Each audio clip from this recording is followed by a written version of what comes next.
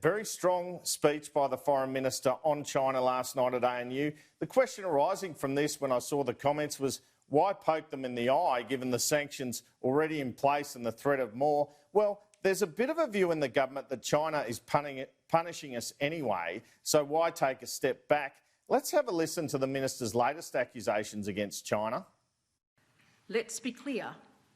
Disinformation during a pandemic will cost lives. Concerningly, we have seen disinformation pushed and promoted around the coronavirus pandemic and around some of the social pressures that have been exacerbated by the pandemic.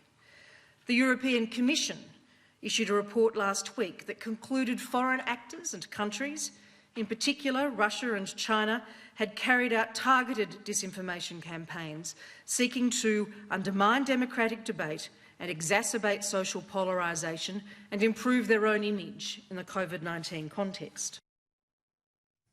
There's also a view I've heard in recent weeks from government ranks on China that China is on the nose in terms of the political party research, so Australians suggesting they're really off China and that there could be domestic political considerations also at play in pursuing this.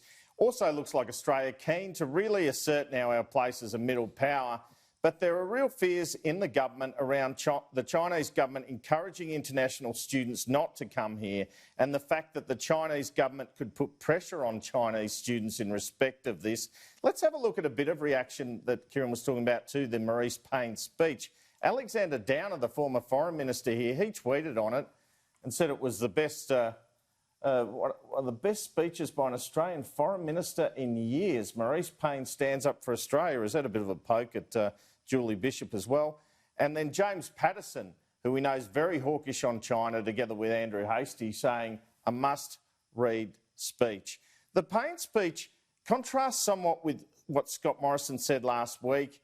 The Prime Minister was saying in a press conference that China had an issue with us, but we have no issue with them. Well, you wouldn't have thought so after last night. To deal with differences, though, you do need to talk. We stand ready to talk and to work through those differences, not by trading away any of our values and not by compromising on our policies, but by getting back to the basics of respect for each other's sovereignty, respect for each other in terms of how we can achieve that mutual benefit, and let's sit down and have that proper, thorough dialogue. Well, Australia has done nothing to injure it.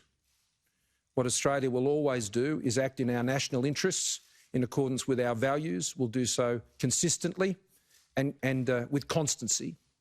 And we will respect that comprehensive strategic partnership. And I stress Australia has done nothing to injure that partnership. Nothing at all.